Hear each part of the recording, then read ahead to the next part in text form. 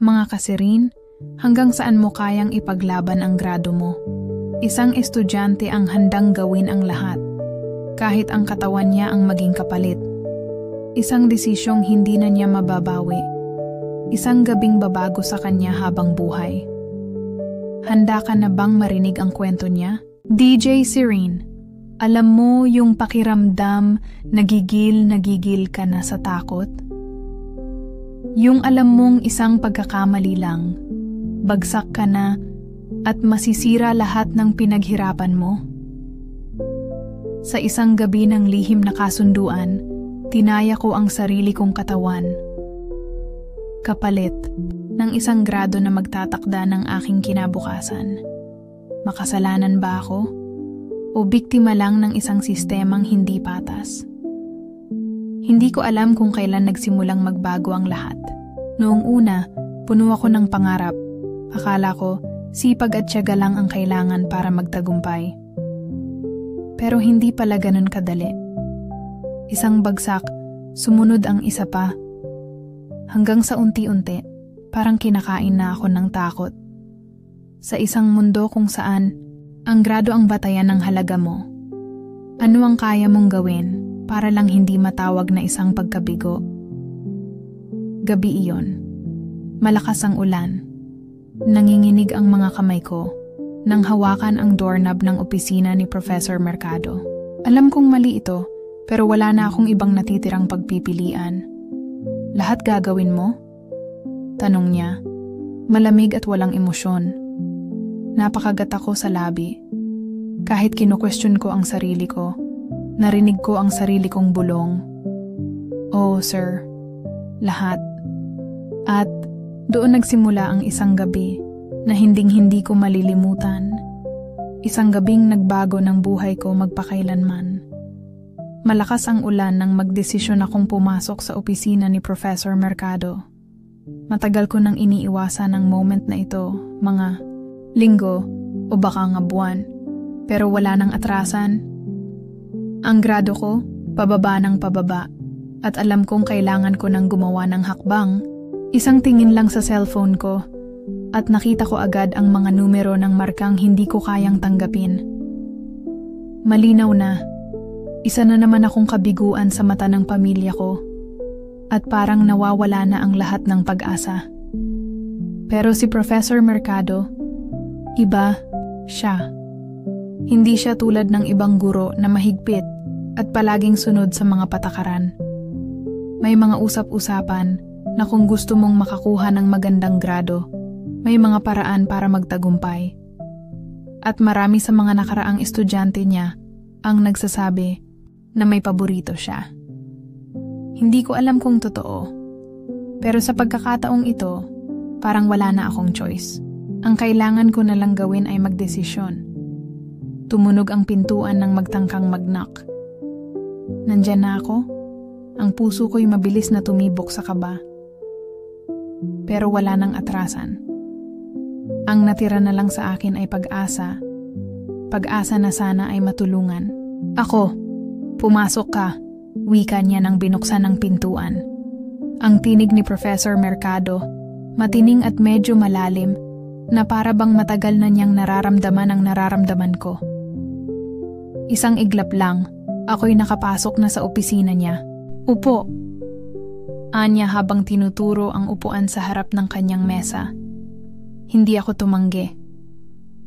Lumuha akong parang baliw na hindi ko kayang maipaliwanag kung anong nararamdaman ko. Ilang sandali rin bago siya nagsalita. Anong kailangan mo? Tanong niya nang may pagkabuntot ng pagkabigla. Tinutok ko ang mata ko sa mesa. Professor, gusto ko po sanang humingi ng tulong sa inyo. Ang grado ko, napakababa na po. Nagsusumikap po ako, pero wala po akong makuhang mataas na marka. Hindi siya agad sumagot. Tinitigan lang ako. Parang sinusukat kung gaano ko talaga kaseryoso ang aking sinasabi. Alam ko na kung anong tinutukoy mo, sagot niya ng malumanay. Pero kailangan mong intindihin na walang bagay na ibinibigay ng libre. Kailangan mong paghirapan ito. Nang marinig ko iyon, parang ang bigat ng mga salitang iyon sa puso ko. Alam ko kung ano ang sinasabi niya, pero hindi ko kayang tanggapin ang kabiguan. Parang napakalaking hamon sa akin, kaya't ipinagpatuloy ko. Professor, willing po akong gawin ang lahat. Anya ko, ng buong tapang. Kahit po anong kailangan, basta po matulungan ako. Naghinagpis ang paligid. Tumahimik kami pareho sa loob ng ilang minuto. At pagkatapos ng ilang sandali, nagsalita siya muli. Sigurado ka ba? Kasi, baka hindi mo kayang pagdaanan ito, sabi niya. Ang mga salitang, yun ay tumagos sa aking katawan. Hindi ko na kayang bawiin pa ang aking sinabi. Sinabi ko na ang lahat at nagdesisyon na akong magpatuloy. Hindi naman ako palaging ganito. Hindi ako palaging desperado. Hindi ko palaging iniisip na ang grade ko ay ang tanging sukatan ng halaga ko. May mga pangarap ako noon. Malalaki, malalalim. Gusto ko sanang maging abogado, maglilingkod sa mga tao, magtatanggol sa mga naaapi. Pero hindi ko alam kung paano nangyari. Pero nang dumating ang kolehiyo, parang nagbago ang lahat. Sa high school, top of the class ako, ambisyosa, masipag, at may mga plano akong matagal ko nang pinaghirapan. Proud ang pamilya ko, impressed ang mga guro ko, at nakuha ko ang respeto ng mga kaklase ko. Ang pakiramdam ko, andyan na ako sa tuktok at wala nang makakapigil pa sa mga pangarap ko. Pero pagdating sa kolehiyo, ibang mundo pala ang haharapin ko. Akala ko kayang-kaya ko pa, pero hindi. Dati-rati, ako na ang top ng klase. Pero sa kolehiyo, nahirapan akong makipagsabayan. Wala nang mga guro na nagmamasid sa'yo. Ang bawat test, assignment at exam ay nagiging mabigat na hamon. Hindi ko na kaya. Tumigil na ako. Nagpakumbaba. Pagkatapos ng ilang linggo, napansin ko na ang mga grade ko'y bumagsak. Wala na akong ibang ginawa kundi mag-aral ng mag-aral, pero parang walang epekto. Minsan, naririnig ko ang mga usapan ng mga upperclassmen, yung tungkol kay Professor Mercado. Usapan ng mga estudyante na para magtagumpay, kailangan mong maging malikhain. Sinasabing may mga estudyanteng nagpapakita ng pabor sa kanya, hindi sa karaniwang paraan. Noong una, tinanggihan ko ito, pero habang bumababa ang mga grado ko sa isang hindi ko inaasahang paraan, ako na mismo ang nag-isip na baka ito na ang solusyon ko. Hindi ko alam kung anong nangyari, pero sa kabila ng mga pangarap ko, nasaktan na ang pagkatalo. Kaya noong nakarating sa aking tenga ang mga usap-usapan tungkol kay Professor Mercado, hindi ko na kayang pigilan. Sige, kung ito lang ang magiging daan, magpapasok ako. Sinabi ko kay Professor Mercado, Prof, sana matulungan niyo ako sa problema ko. Handa akong gawin lahat tumaas lang ang grado ko ulit. Yan ang biglang lumabas sa bibig ko sa harap niya. Sigurado ka ba sa sinasabi mo, iha? Mabilis na sagot ni Professor. Yes, sir. Para sa ikatataas ng grado ko. Malungkot kong sagot sa kanya. Hindi ko alam kung nasa tamang pag-iisip pa ba ako ng oras na ito. Para maisip na ito na lang ang paraan para mapataas ko ang grado sa mabilis na paraan. Sige. Magkita tayo sa labas ng campus, may pupuntahan tayo.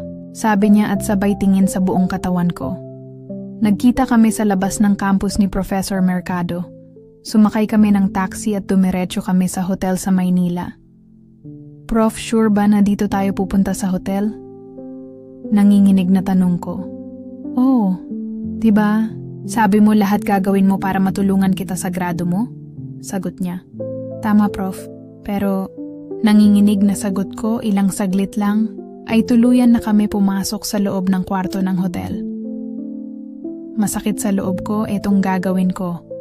Pero eto na lang ang naiisip kong paraan para makuha ko ang mataas na grado at papuri ng ibang tao. Umupo ka, dito sa tabi ko. Dito tayo magpapalipas ng gabi. Mahinang sabi niya. Nanginginig akong tumabi sa kanya at biglang dumampi ang kamay niya sa aking balikat na parang may gusto pa siyang ibang sabihin. Hinalikan niya ako ng marahan sa aking labi. Naramdaman ko ang init sa katawan niya. Pero ilang sandali sumagi sa isip ko na ako ang kailangan kong gawin ito para sa sarili ko. Tuloy-tuloy niya akong hinalikan pababa ng aking katawan. Hinayaan ko siyang gawin ang gusto kapalit ng aking grado, hanggang sa maramdaman ko ang pagpasok ng armas niya sa katawan ko. Sinabayan ko ang init niya sa buong gabi, na magkasama kami sa iisang kwarto, na parang may namamagitan sa aming dalawa. Natapos ang gabing iyon, at naghiwalay kami na parang walang nangyari. Nasa opisina ako ni Professor Mercado isang linggo matapos ang nangyari sa amin. Masakit pa rin sa puso ko. Bakit ko ba ito ginagawa? Bawat hakbang ko ay tila isang hakbang patungo sa isang hindi ko alam na kaharian. Ngunit wala na akong magawa. Nang pumasok ako sa opisina, hinintay ko lang siyang magsalita. Binanggit ko muli ang tungkol sa aking grado at kung gaano ako nangangailangan ng tulong. Sinabi niyang tignan ko kung magtatagumpay ako, ngunit ng mga sumunod na araw, habang ang mga grades ko ay umangat at naging mas magaan ang pakiramdam ko, nahanap ko ang sarili kong puno ng kalituhan. Habang ang mga kaklase ko ay nagsasabi ng magagandang salita tungkol sa aking pagpapabuti, alam ko sa sarili ko ang lihim na ito. Parang lahat ng nagsasabi ng "ang galing mo naman" ay tila mga kasinungalingan na lang. At ang mga pagkakamali ko, kahit pa ang mga ito ay nagbigay sa akin ng tagumpay, ay nagsimula na akong magtanong kung ito pa ba ang tamang daan. Matapos ang ilang linggong paghihirap, parang unti-unti nang nawawala ang bigat na nararamdaman ko. Ang mga grade ko ay tumaas, at ang mga mata ng mga kaklase ko ay napansin na parang may nangyaring himala. Nagbago ang lahat. Minsan ko lang makuha ang mga pagkakataong ito. Pagkakataon na magiging magaan ang buhay ko sa kolehiyo. Pero, sa bawat hakbang ko patungo sa tagumpay, hindi ko maiwasang mag-isip kung anong halaga ng tagumpay na ito, kung hindi ko ito natamo ng tama. Lagi ko na lang iniisip kung kaya ba akong patawarin ng sarili ko sa ginawa kong hakbang. Marami akong tanong na hindi ko kayang sagutin, at masakit na ito. Ang bawat araw ay tila puno ng guilt. Kung minsan, habang naglalakad ako sa campus, nakikita ko ang mga estudyanteng nagsusumikap. Binubuo ang kanilang pangarap ng hindi kailangan magsakripisyo ng sarili nilang prinsipyo, at nararamdaman ko ang kahihiyan sa puso ko. Ako ba ang matatawag na tagumpay? O ako ay isang alipin ng sarili kong desisyon? Si Professor Mercado, hindi ko na rin siya nakikita ng pareho. Nakikita ko siya sa mga araw ng pagsusulit, at sa mga sandaling nagkakasalubong kami, parang may alon na nagpaparating ng isang hindi maganda sa kanyang mga mata. Hindi ko kayang ipaliwanag, pero alam ko na may naiiba. Kung dati, siya ang nagbigay ng pagkakataon sa akin na magtagumpay. Ngayon, parang may kalungkutan na ang nakapalibot sa kanya. Sa gabi ng isang major na exam, habang naghahanda ako sa aking upuan sa library, naisip ko kung ito pa ba ang tamang paraan ng pag-aangat ko sa sarili ko. Hindi ko na alam kung ang ginagawa ko ay para lang sa grade o para patunayan na may halaga ako sa mga mata ng mga tao. Is this really worth it? Tanong ko sa sarili ko habang binabalikan ko ang mga huling araw ng mga desisyon ko. Naalala ko kung paano ko nagsimula ang humingi ng tulong kay Professor Mercado, na sa pagkakataong iyon, ako na mismo ang nagdala ng malaking responsibilidad sa aking mga balikat. At ngayon, hindi ko kayang tanggalin ang bigat na iyon. Naglakad ako patungo sa kanyang opisina sa isang gabing iyon. Parang ang lamig ng hangin at ang paligid ay tahimik. Nakaupo siya sa kanyang mesa, parang hindi alam kung ano ang susunod na mangyayari. "Professor, kailangan ko po kayong kausapin," sabi ko, na may kalakip na takot sa aking boses. Tiningnan niya ako ng ilang sandali, at sa mga mata niyang iyon, nakita ko ang parehong kalungkutan at pagkabigo. Hindi ko kayang tignan siya ng matagal, kaya ibinaba ko ang aking mga mata. "Wesley, ano na naman?" tanong niya. Medyo matigas na ang boses. "Kung patuloy kang gagawa ng desisyon ng ganyan, sigurado akong ikaw na ang magsisisi." Iyon na siguro ang pinakamabigat na salita na narinig ko mula sa kanya. Parang may tinik na tumusok sa dibdib ko. Ang mga salitang iyon ay naglalaman ng mga bagay na matagal ko nang tinatago. Ang katotohanan na hindi ako tumayo sa aking sariling prinsipyo. Ngunit hindi ko kayang umalis na lang nang walang paliwanag. Kailangan ko ng closure. "Professor," nagsimula, akong magsalita ng mabigat ang puso. "Alam ko po na hindi ko nararapat ang mga nangyari, pero hindi ko na po kayang ibalik ang mga oras na nawala. Wala akong ibang opsyon." Napansin ko na ang kanyang mga mata ay hindi tumingin sa akin. May kung anong sakit sa kanyang mga mata, pero hindi ko alam kung ano iyon. "Hindi ko na kayang gawin ang mga bagay na gusto mo, Wesley. Pero sana matutunan mong hindi lahat ng bagay ay kailangang bilhin ng ganun." Ang mga salita niyang iyon ay tumagos sa aking puso. Alam kong tama siya. Alam ko na hindi ko kayang baguhin ang nangyari. Pero paano ko haharapin ang sarili ko? Kung ang lahat ng tagumpay ko ay nakabatay lamang sa isang desisyon na binigyan ko ng maling halaga. Sa mga susunod na linggo, nagsimula akong mag-isip ng mas malalim tungkol sa mga nangyari. Habang patuloy akong nagiging top student sa klase, ang aking pakiramdam ay puno ng pagkabigo at kalungkutan. Ang magagandang marka ko ay hindi ko na kayang ipagmalaki. Hindi ko nararamdaman ang kasiyahan sa mga tagumpay na iyon. Naisip ko, ano bang halaga ng mga bagay kung hindi ito matamo ng buo at tapat?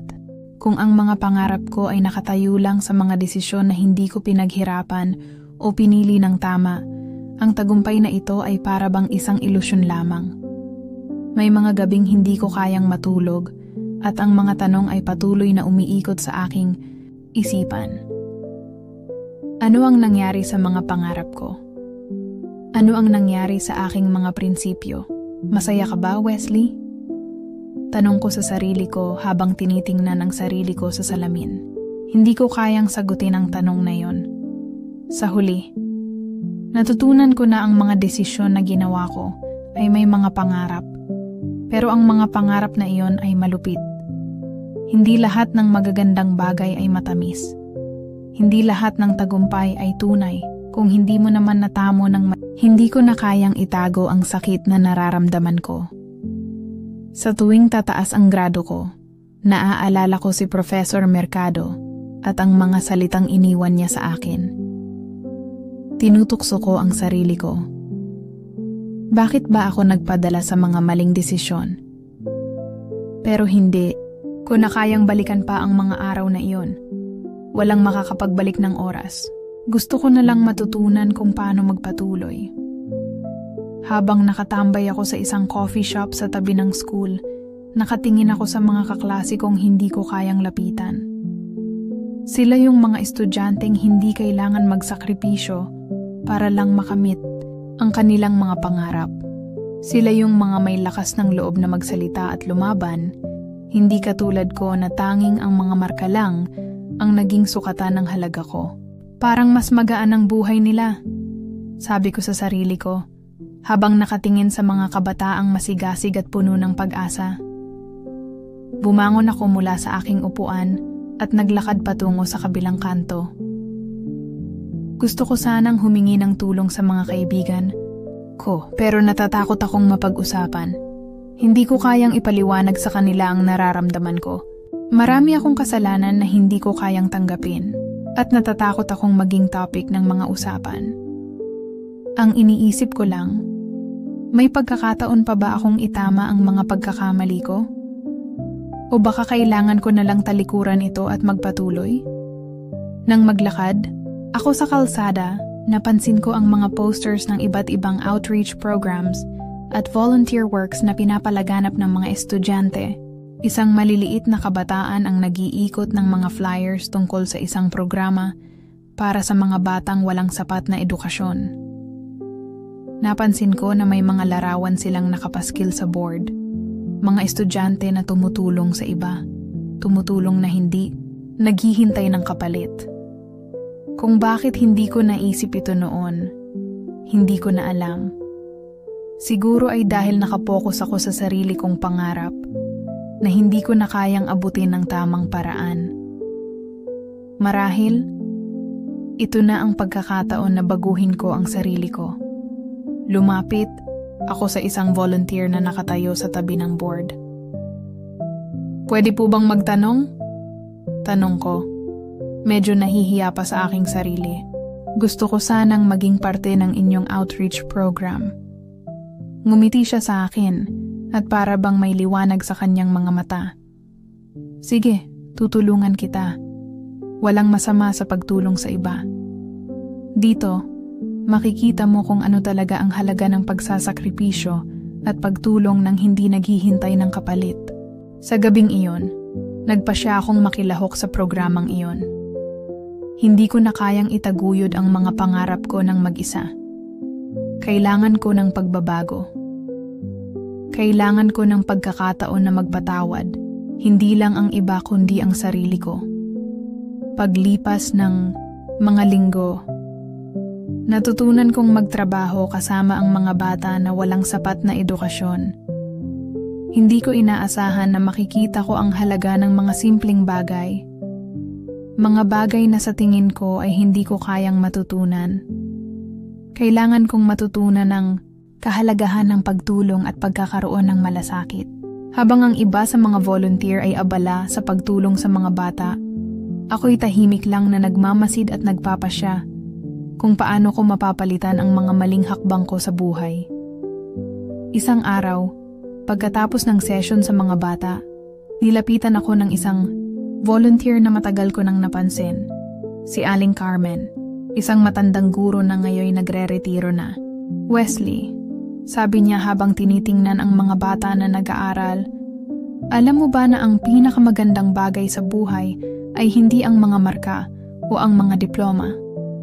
Ang pinakamagandang bagay ay kung paano mo natutulungan ang iba." Napatingin ako sa kanya. Hindi ko alam kung anong ibig niyang sabihin. Ngunit habang tinitingnan ko ang mga bata na natututo, bigla kong naisip, paano kung matutunan ko silang maging masaya? Na hindi dahil sa mga tagumpay, kundi dahil sa pagtulong? "Aling Carmen, paano ko po matutulungan ang sarili ko kung puno ako ng kasalanan?" Tanong ko sa kanya, ang tanong na matagal ko nang itinatago sa sarili ko. Ngumiti siya at tumango. "Wesley, ang pagpapatawad sa sarili ay isang proseso.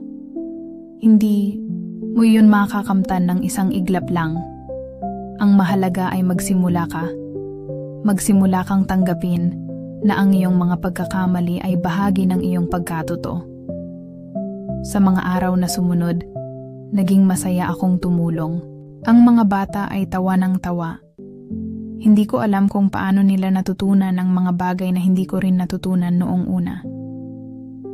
Nandyan si Aling Carmen, nakatulong sa mga bata, at sa kanya ko natutunan na ang pinakamahalaga ay ang pagtulong, hindi ang kaluwagan ng sarili mula. Sa huli nakapagpatawad ako sa sarili ko.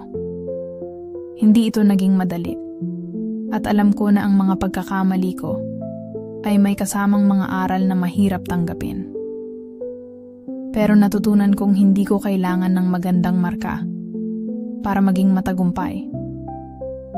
Hindi ko na kailangan ng grade o titulong itinakda ng ibang tao para madama ko ang halaga ko.